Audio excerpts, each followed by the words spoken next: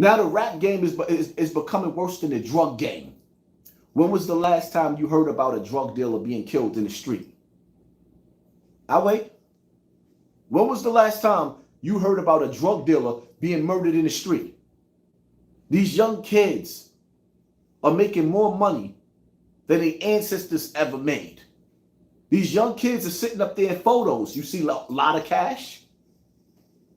She's sitting there with a lot of cash in those photos.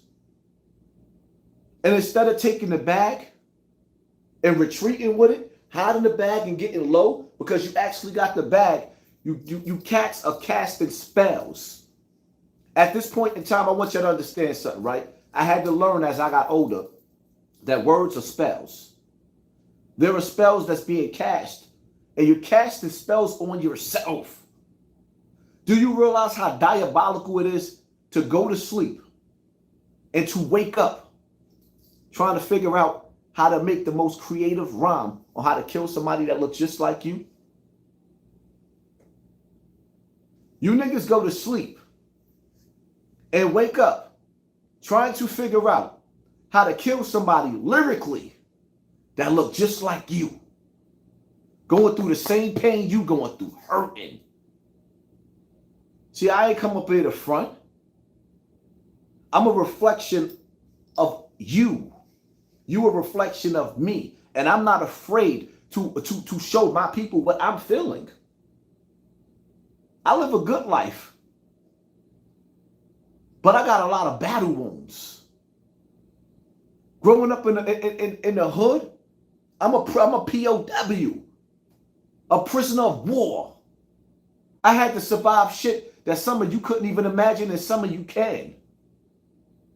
And then you think that as you get older, it just goes away? If a lot of you knew and you could see through my eyes, you would laugh less and cry more. If you could see through the eyes of mine with the wisdom that I have, you would laugh less and cry more. Hey, what apart what you celebrating? Failure? You are a stolen people on a stolen land. And every time you get creative and you create something, they take it from you.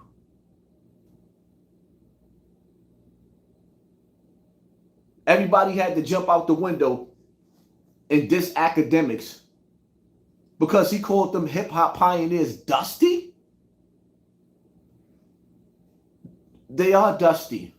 Some of them, Fat Joe, you could consider Fat Joe somewhat of a pioneer. He's been in the game for over 30 years. Fat Joe's not dusty. He's not dusty. LL Cool J is not dusty. You know, some people are still benefiting and eating off of hip hop, but when you look at Cool DJ, or not Cool DJ, rather, shout out to Big Bro. When you look at Kool Herc, our forefather, that man, where's his property at? Where's that man house at? Why Kool Herc don't have a house? Why he not living in a mansion? How is it that this thing that he put his blood, sweat, and tears in for all these hip-hop pioneers to be able to eat it right now, why that man ain't riding around with a Rolls Royce? Why he don't get the luxury of life that he created for you? Why? Ain't nobody tapping in on that? Where's his position at the round table of hip-hop? Where's that? All these rappers got so much to say. Everybody's sitting up there dissing academics for seeing that something just ain't right. So automatically LL Cool J is the first one to jump out the window, right? Because when you sit back and you look, where is the hip-hop union? Where's the hip-hop union? Why wasn't one created from all these legendary rappers that's still eating? They got a whole cereal bowl filled to the top with a box of cereal sitting to the side, extra milk, and won't even give a plate out to the pioneers of hip-hop. And academics saw through that shit, and he said something, so now he got to get, I ain't come here to be friends with none of these rappers. And yes, it is a distraction. It's a big distraction. And the sad part about it is, when you sit back and you analyze, I've never seen so many hip hop pioneers. I'm looking in the comment section. I see the Kid Capri. Shout out to Kid Capri in the comment section. Yo, so many hip hop pioneers is twisting academics out. But why we can't get not one of them to start a Stop the Violence movement? You know, like back in the days, back in the 60s, our brothers and sisters was hang. How could you gangbang? I never had to run from the Ku Klux Klan, so I shouldn't have to run from the black man because it's self-destruction. Come on, man. Like, nah.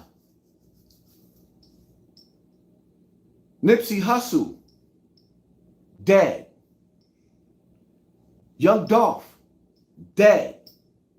FBG Duck, dead. Aired out in Chicago streets. They left the brother on the floor, let him bleed out. Hospital 2 minutes away. Cops didn't pick him up to rush him to the hospital. Nope, they sat there looking at him disgusted, like what a pig. He rolled all over the floor in pain with them standing around and the footage all over the internet. P&B dead. Dead. Everybody on Empire dies. Everybody that gets that ring, that star ring, that pentagram ring, dies a terrible death. They be bullying AK because he not from the streets. They don't do TMZ like, right. They don't do TMZ like that. Nobody has nothing to say about TMZ. Nobody has nothing to say about 1090 Jake. Solving cases. Black people are disloyal to your own cause, to your own self, to your own race. You are disloyal. Disloyal. XXX extension dead. Who killed them? The face of a black man. This is not a point of whether everybody know who 1090 Jake is. It's a point of why y'all so comfortable letting people in your house that you can't come in their house and do the same thing.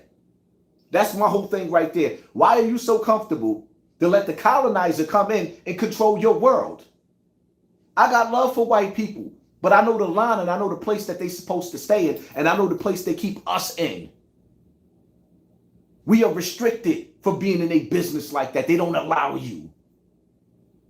You're not allowed to be in a business like that. So why are you allowing them to be in your business like that? There is a ground, there's a line that you have to cross. But the reality of it is some of you niggas is birds. I can't expect you to understand how generals move.